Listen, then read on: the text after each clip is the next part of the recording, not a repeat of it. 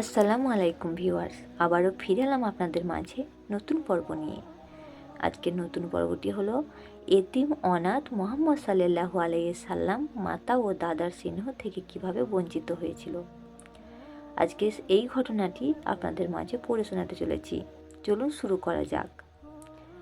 আরবের রীতি অনুযায়ী রাসূলুল্লাহ সাল্লাল্লাহু আলাইহি সাল্লাম মায়ের স্নেহের বাঁধন খুলে চলে যেতে হয়েছিল দুধমাতা হালিমার ঘরে। দীর্ঘদিন 2 বছর তার বুকে দুধ পান করলেন হজরত মুহাম্মদ সাল্লাল্লাহু আলাইহি সাল্লাম। বড় হলেন দুধ হালিমার আদর সোহাগ ও দুধ ভাই আবদুল্লাহ ও বোন সাইমার স্নেহে লালিত পালিত হয়ে যথার্থ শিক্ষা অর্জন করেন তিনি সেখানে। অতঃপর 6 বছরে পা দিতে মা আমিনার করে এসে নব্য জীবন লাভ করতে হয়েছিল তাকে।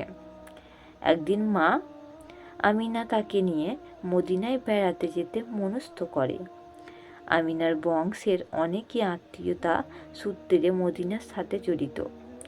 আবার স্বামী আবদুল্লাহ সেখানে সমাহিত হয়েছে। তাই আত্মীয়দের সাথে দেখাশোনা করার সাথে সাথে স্বামীর কবর জিয়ারত করার আকুলতা বুকে নিয়ে বিবি আমিনা পুত্র মুহাম্মদ সাল্লাল্লাহু আলাইহি সাল্লামকে নিয়ে মদিনা যান।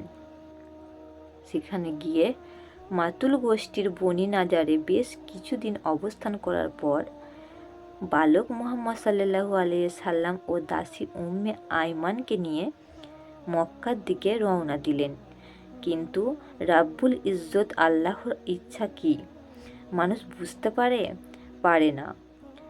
আর পারে না বলি মক্কা ও মদিনার মধ্যপথে আবওয়া নামক স্থানে হঠাৎ বিবি আমিনা অসুস্থ হয়ে পড়েন এবং আকস্মিকভাবে সেখানেই ইন্তেকাল করেন। জন্মের কয়েক মাস আগেই স্নেহময়ী পিতা দুনিয়া ছেড়ে গেছেন এবং জন্মের 6 বছর পর স্নেহময়ী জননীও হারিয়ে গেল চিরতরে। মায়ের আদর সোহাগ তখন তিল তিল করে ভোগ করার সময় হযরত মুহাম্মদ সাল্লাল্লাহু আলাইহি সাল্লামের। তখনই মাতা এই পৃথিবী ছেড়ে চলে গেলেন। এতিম মুহাম্মদ সাল্লাল্লাহু আলাইহি সাল্লাম সুদূর বিদেশে মাকে কবর দিয়ে দাসী উম্মে আইমানের সাথে দেশে ফিরলেন। ওদিকে আব্দুল মুত্তালিব ছেলের বউ এর মৃত্যু সংবাদ শুনে একেবারে ভেঙে পড়লেন। ছেলে আবদুল্লাহ মারা যাওয়ার পর প্রচণ্ড আঘাতে পাথরের মতো হয়ে গিয়েছিলেন তিনি। সে শোকের পাথর ভাঙতে শুরু করেছিল মুহাম্মদ সাল্লাল্লাহু আলাইহি সাল্লামের জন্ম লাভ করার পর। হঠাৎ ছেলের বউ ইন্তেকাল, সব কিছু ওলটপালট হয়ে গেল। মায়ের মৃত্যুর পর দাদা আব্দুল মুত্তালিব তার অবুঝ নাতির লালন পালনের ভার নিজের কাঁধে তুলে নিলেন। মমতা ও অকৃত্রিম ভালোবাসার সঙ্গে তার দেখাশোনা করতে লাগলেন।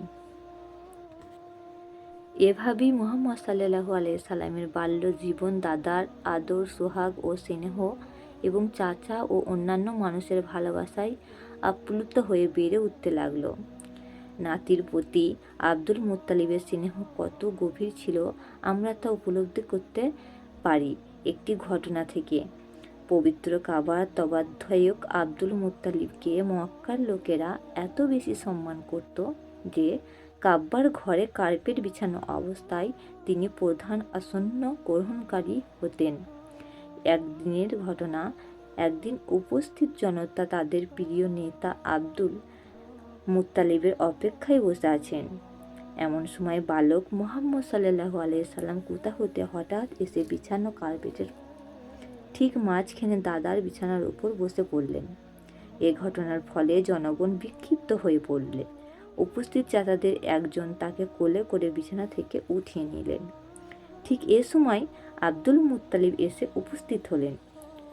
তিনি ব্যাপারটি দেখে উচ্চস্বরে বলে উঠলেন, আমার নাতি যেখানে বসেছিল তাকে ঠিক সেই জায়গাতেই বসিয়ে দেয়া হোক।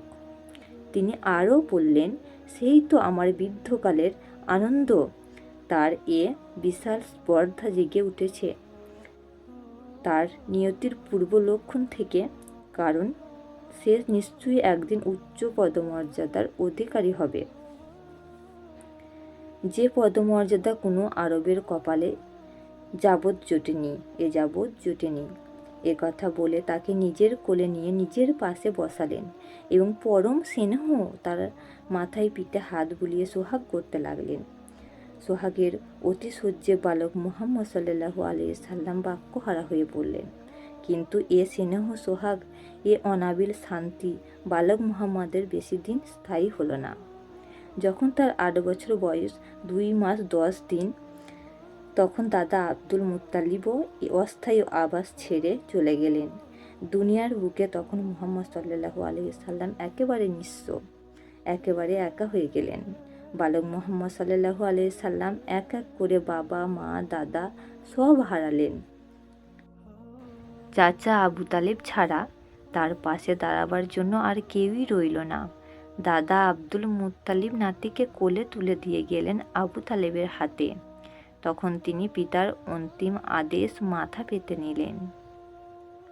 এই ছিল আজকের ঘটনা। আজকের ভিডিওটি এই পর্যন্ত। যদি ভিডিওটি ভালো লেগে থাকে চ্যানেলটিকে সাবস্ক্রাইব করে আমার পাশে থাকবেন।